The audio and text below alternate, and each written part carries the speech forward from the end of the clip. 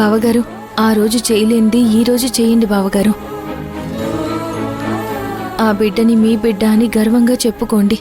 ప్రాణంగా ప్రేమించిన మనిషికి ప్రాణం పోయేలోపు ప్రశాంతంగా చనిపోయే అదృష్టాన్నివ్వండి. ఆలోచించండి బావగారు, అంతా మీ చేతుల్లోనే ఉంది.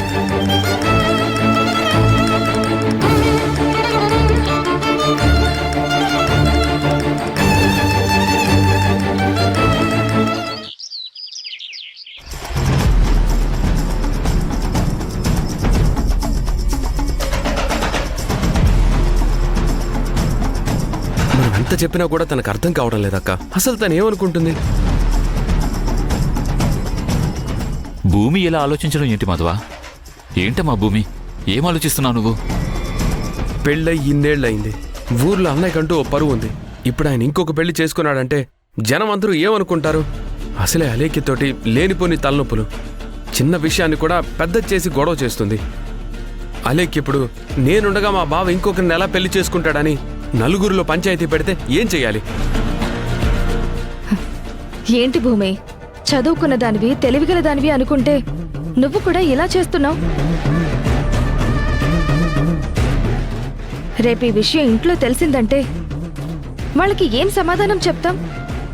నువ్వు తప్పు చేసావనుకుంటారు. అది నీకు అర్థమవుతుందా? ఇప్పటి వరకు పడిన మాటలు చాలదా? మాధవ్కి నేను చెప్తే అర్థం చేసుకుంటాడు అనుకున్నాను వదినా.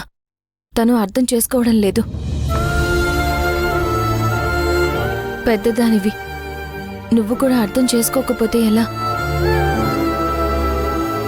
ఏదైనా చిన్న విషయానికి ఎంతో ఆలోచించే నేను ఇంత పెద్ద విషయాన్ని ఎలా వదిలేస్తాననుకున్నారు? ఆలోచించకుండా ఈ నిర్ణయం ఎలా తీసుకుంటానని మీరు అనుకుంటున్నారు? ఆలోచించి ఉంటే ఈ నిర్ణయం ఎందుకు తీసుకుంటామమ్మా? రాఘవకి పెళ్ళయింది, తనకొక భార్య ఉంది. ఇన్నేళ్లు కలిసి కాపురం చేశారు. సరే, గొడవలుంటే ఉండొచ్చు.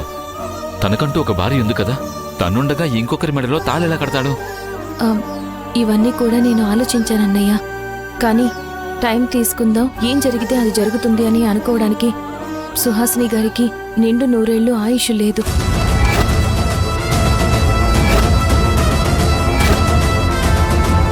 తను ఎప్పుడు పోతుందో తనకి తెలీదు, మనకి తెలీదు. అలాంటప్పుడు ఈ తాళి కట్టించడం ఎందుకు అని మీరు అడగచ్చు. బావగారు తనని పెళ్లి చేసుకోను అని అంటే అది వేరు.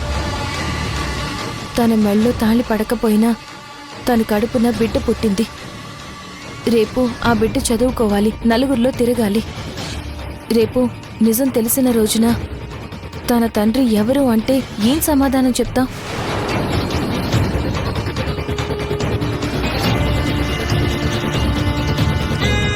ఇదిగో ఇతనే తండ్రి అని చెప్పినప్పుడు ఆ బిడ్డని నలుగురు ఏమంటారు?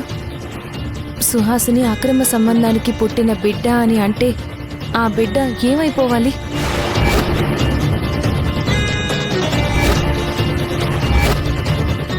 ఆరోగ్యం బాగోలేక ఈరోజు సుహాసిని చనిపోవచ్చు. ఆ మాటలు పడలేక రేపు కృష్ణ చస్తూ బ్రతకాలి.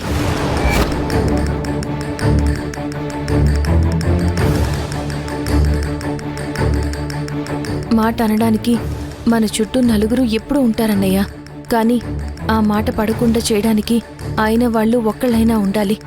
ఆ బిడ్డకి మీరు, నేను, ఎవరో ఒకరు ఉండాలి. ఖచ్చితంగా ఆ పసి ప్రాణానికి బాధ కలగకూడదు.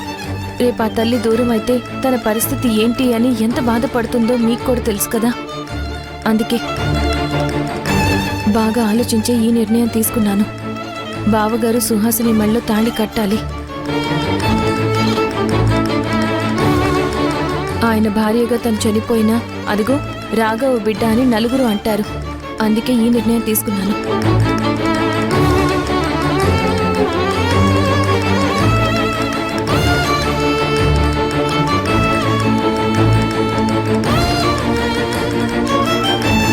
తను చెప్పేది కూడా నిజమే కదరా.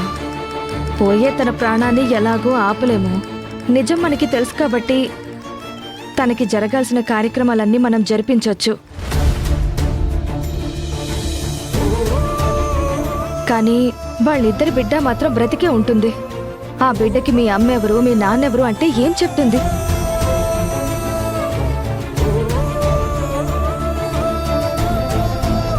మేము అని మీరు చెప్పొచ్చు, కానీ ఎన్ని రోజులని చెప్తాం? ఎవ్వరికి ఈ విషయం తెలియనంత వరకే చెప్తాం. ఎవరికైనా ఒకరికి తెలిసిన రోజు ఆ బిడ్డ ఎవరు అనే ప్రశ్న మన ముందు మిగులుతుంది.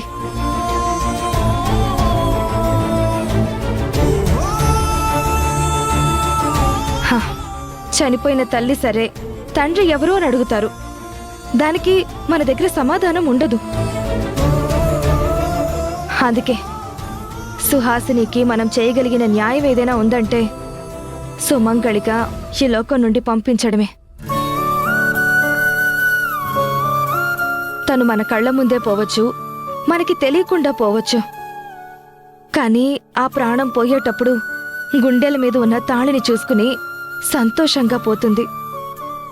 చనిపోయిన తర్వాత తన ఆత్మ శాంతిస్తుంది. నిజమే మాధవ, భూమి ఏదో ఆవేశంలో అలా నిర్ణయం తీసుకుందేమో అనుకున్నాను.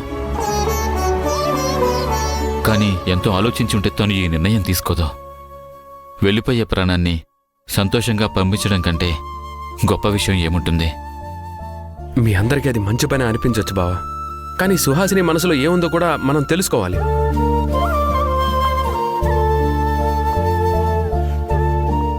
ఈ విషయం భూమి అన్నయ్యతో చెప్పినప్పుడు అన్నయ్య కూడా ఏమీ మాట్లాడలేదు. ఈ విషయంలో అన్నయ్య మనసులో కూడా ఏముందనేది తెలుసుకోవాలి.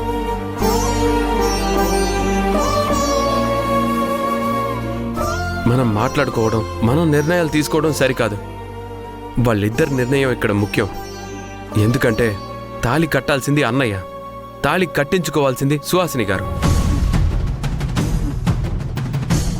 అవునరా, వాళ్ళు ఒప్పుకోకుండా మనం ఏమీ చెయ్యలేం. మన పాటికి మనం ఇలా నిర్ణయాలు తీసుకోకూడదు. సరే, వాళ్ళు ఏ నిర్ణయం తీసుకుంటారనేది తర్వాత. భూమి, నీకే చెప్తున్నాను, నీ సొంతగా నువ్వు నిర్ణయం తీసుకొని ఇలా చెయ్యాలి అలా చెయ్యాలని మమ్మల్ని ఇబ్బంది పెడితే మాత్రం నేను ఒప్పుకోను. సుహాసిని ఒప్పుకోవచ్చు, ఒప్పుకోకపోవచ్చు. ఒప్పుకున్నా వచ్చే నష్టమేమీ లేదు. ఎందుకంటే రేపు సమాధానం చెప్పుకోవడానికి తనే ఉండదు. కానీ జీవితాంతం అన్నయ్య సమాధానం చెప్పుకోవాలి. మా అన్నయ్య నిందితుడిగా నలుగురిలో నిలబడ్డం నాకు ఇష్టం లేదు. అందుకే చెప్తున్నాను, వాళ్ళిద్దరికీ ఇష్టం లేకుండా మన ఇష్టానికి మనం ఏదో నిర్ణయాలు తీసుకోవడం సరికాదు. బలవంతంగా అయినా సుహాసిని మెడలో తాళి కట్టించాలనుకోవడం మంచి పద్ధతి కాదు. అందుకు నేను ఒప్పుకోను. రేపు మళ్ళీ నేను నీ మాట వినలేదు, మీరు చెప్పిన మాట కాదన్నానని బాధపడద్దు. ఈ విషయంలో మాత్రం నా నిర్ణయం ఇదే. మాధవ్,